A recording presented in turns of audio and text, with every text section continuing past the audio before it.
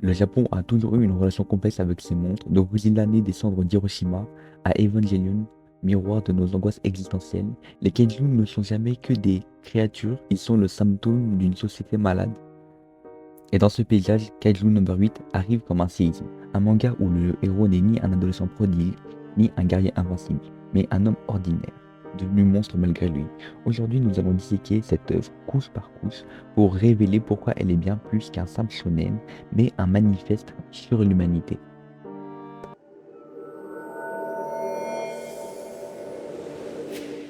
Kafka Ibino a 32 ans.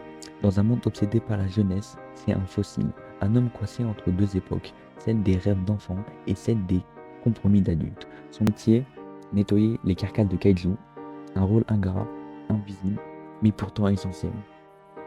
Je me fais pas des... Je vais tout miser sur ce coup.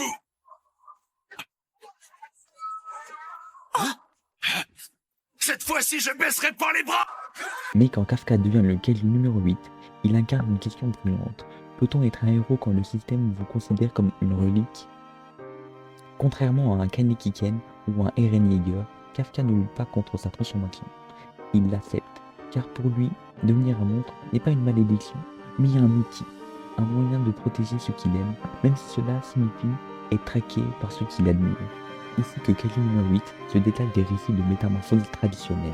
Kafka ne perd jamais son humanité, il le renforce. Et c'est précisément cette contradiction qui le rend dangereux aux yeux du système.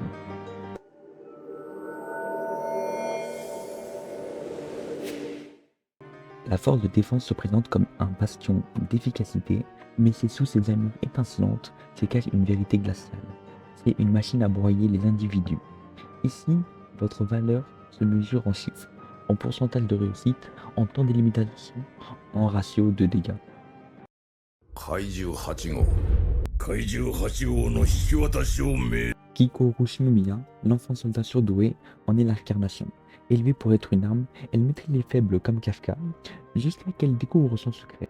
Une révélation qui fissurera son arrogance et posera une question cruciale. La performance justifie-t-elle la déshumanisation? Les warriors sont les fantômes de cette guerre. Leur rôle, ramasser les morceaux, littéralement. Des hommes et femmes usés, traités comme des parias, alors qu'ils rendent possible la vie après l'apocalypse. Une métaphore criante de notre mépris pour les métiers essentiels, mais invisibles. Éboueurs, aides-soignants, ouvriers. Kaiju numéro 8 ne se contente pas de critiquer la méritocratie, il dénonce l'hypocrisie d'une société qui glorifie les héros, tout en méprisant ceux qui nettoient ses déchets.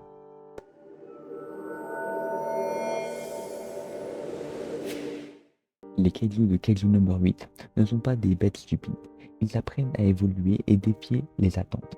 Le kaiju numéro 9, par exemple, est un prédateur calculateur, capable de parler et de manipuler. Une intelligence qui soulève une question troublante, et si les kaiju n'étaient pas le vrai ennemi, mais des victimes collatérales.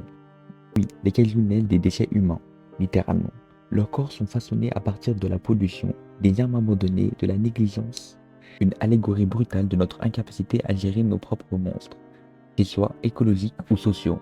Godzilla était un avertissement. Un cauchemar nucléaire surgit des profondeurs pour punir l'humanité de son hubris. Kafka, lui, est un paradoxe.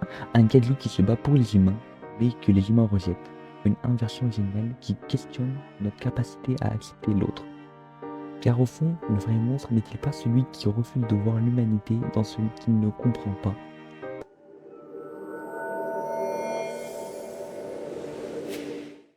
Kaiju numéro 8 casse les codes du shonen. Ici, pas de méchants charismatiques à terrasser, juste une lutte sans fin contre un système corrompu et des monstres sans visage. Kafka ne cherche pas à devenir plus fort, juste à survivre assez longtemps pour protéger ce qu'il aime.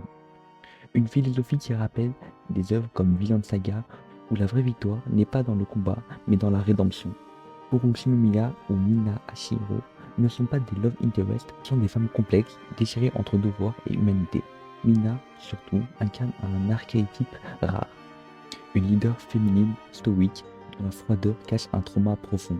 Une rupture rafraîchissante dans un genre souvent accusé de sexisme est une preuve que les shonen modernes peuvent évoluer.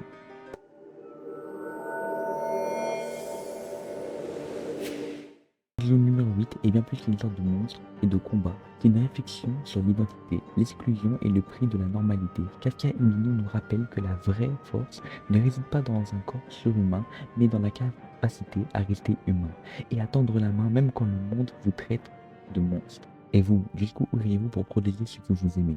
Pourrions-nous, comme Kafka, accepter de devenir un monstre pour rester humain? Cette plongée dans Kaiju numéro 8 vous intrigue? Likez, partagez et abonnez-vous pour des analyses encore plus profondes. Dites-moi en commentaire quel Kaiju vous fascine le plus et quel héros aimeriez-vous disséquer. À bientôt dans les abysses de l'anime.